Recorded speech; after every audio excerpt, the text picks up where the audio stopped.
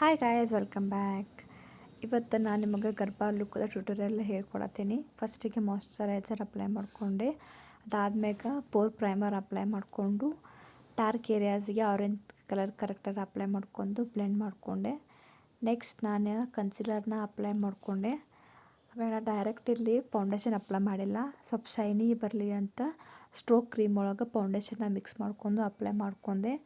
ಆಮೇಲೆ ಬ್ಲೆಂಡ್ ಮಾಡಿಕೊಂಡೆ. ನೀವು ನೋಡ್ಬೋದು ಫಿನಿಶಿಂಗ್ ಯಾವ ರೀತಿ ಬಂದೈತೆ ಅಂತ. ಸೆಟ್ಟಿಂಗ್ ಪೌಡರಿಂದ ಮೇಕಪ್ ಎಲ್ಲ ಸೆಟ್ ಮಾಡಿಕೊಂಡು ಬ್ಲಷ್ ಅಪ್ಲೈ ಮಾಡಿಕೊಂಡು ನೆಕ್ಸ್ಟ್ ನಾನು ಐ ಮೇಕಪ್ನ ಸ್ಟಾರ್ಟ್ ಮಾಡ್ಕೊಂಡೆ.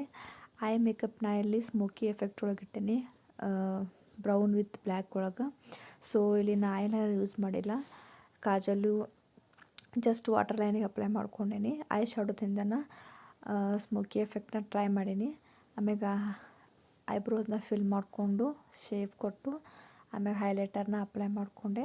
ನೆಕ್ಸ್ಟ್ ಲಿಪ್ಸ್ಟಿಕ್ ಮತ್ತು ಲಿಪ್ ಲೈನರ್ ಹಾಕ್ಕೊಂಡು ಲಿಪ್ಸ್ಟಿಕ್ ಹಾಕ್ಕೊಂಡೆ. ಆಮೇಲೆ ಐಲ್ಯಾಶ್ ಕರ್ಲ್ ಮಾಡಿಕೊಂಡು ಮಸ್ಕರ ಹಾಕ್ಕೊಂಡೆ. ನೀವು ನೋಡ್ಬೋದಾ ನನ್ನ ಲುಕ್ ಆಲ್ಮೋಸ್ಟ್ ಡನ್ ಆಗೈತಿ. ಹೇಗೆ ಅನಿಸ್ತು ನಮಗೆ ಲುಕ್? ಆಮೇಲೆ ಬಿಂದಿದು ಏನಾದರೂ ನಿಮಗೆ ವಿಡಿಯೋ ಬೇಕಿದ್ರೆ ನಾನು ನೆಕ್ಸ್ಟ್ ವಿಡಿಯೋದಾಗ ನಿಮಗೆ ತೋರಿಸ್ಕೊಡ್ತೀನಿ, ಯಾವ ಥರ ಬಿಂದಿ 9 days ಒಳಗೆ ಯಾವುದೇ ಥರ ಬಿಂದಿ ಅಪ್ಲೈ ಮಾಡ್ಕೋತಾರಂತ. Stay tuned for such more videos.